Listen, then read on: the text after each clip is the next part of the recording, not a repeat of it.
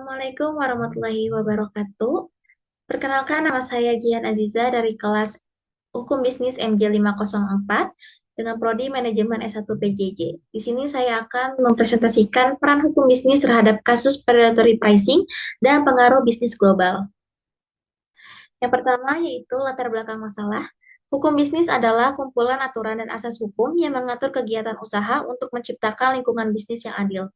Urgensi penguatan peran hukum bisnis semakin mendesak di tengah guncangan ekonomi global, seperti pada kasus predatory pricing oleh TikTok Shop pada tahun 2023 yang berdampak langsung pada persaingan harga UMKM.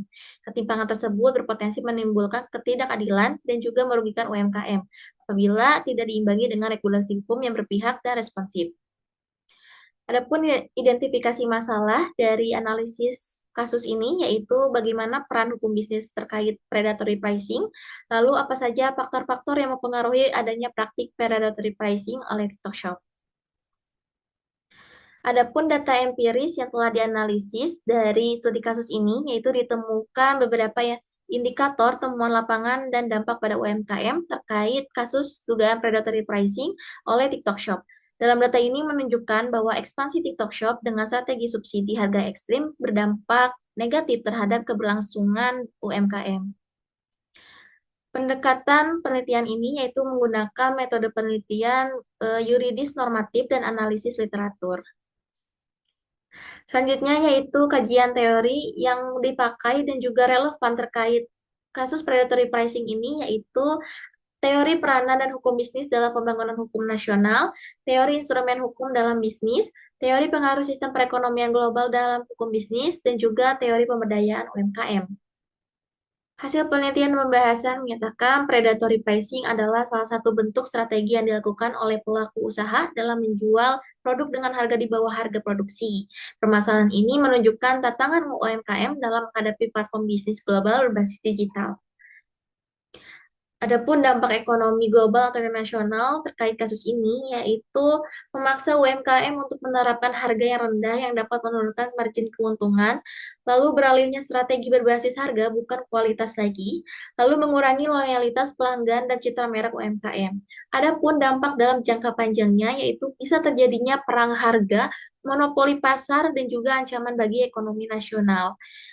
Analisis hukum terkait praktik predatory pricing oleh TikTok Shop ini yaitu tentunya melanggar Undang-Undang Dasar, yaitu Pasal 20 Undang-Undang Nomor 5 Tahun 1999 dan juga Pasal 33 Undang-Undang Negara Republik Indonesia Tahun 1945.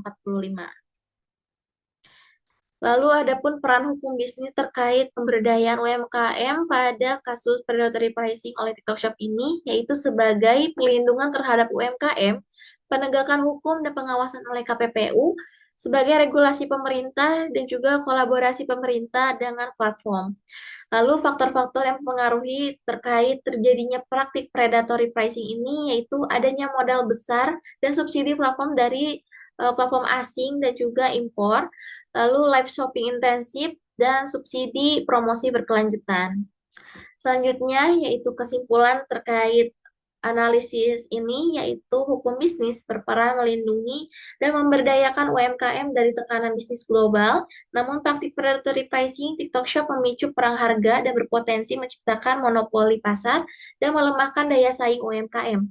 Meskipun Undang-Undang Nomor 5 Tahun 1999 telah mengatur larangan tersebut, tetapi penegakannya di social commerce masih belum efektif, sehingga diperlukan penguatan hukum, kolaborasi pemerintah dengan platform digital, dan reformasi penegakan untuk menciptakan pasar yang lebih adil. Adapun saran terkait pemberdayaan pemerintah untuk pelindungan UMKM yaitu adanya penguatan regulasi dan percepatan investigasi KPPU terhadap platform asing, lalu adanya peningkatan literasi hukum, harmonisasi kebijakan dengan memprioritaskan sektor perdagangan, lalu digitalisasi berkeadilan dengan memberikan subsidi workshop e-commerce lalu lokal bagi UMKM. Baik, cukup sekian presentasi dari saya. Terima kasih atas perhatiannya. Wassalamualaikum warahmatullahi wabarakatuh.